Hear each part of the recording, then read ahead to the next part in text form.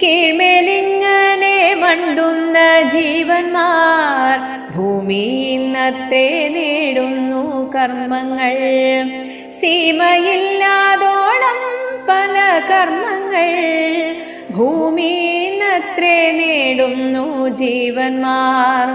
അങ്ങനെ ചെയ്തു നേടി മരിച്ചുടൻ അന്യലോകങ്ങളോരോന്നിലോരോന്നിൽ ചെന്നിരുന്നു ഭോജിക്കുന്നു ജീവന്മാർ തങ്ങൾ ചെയ്തോരു കർമ്മങ്ങൾ തൻ ഫലം.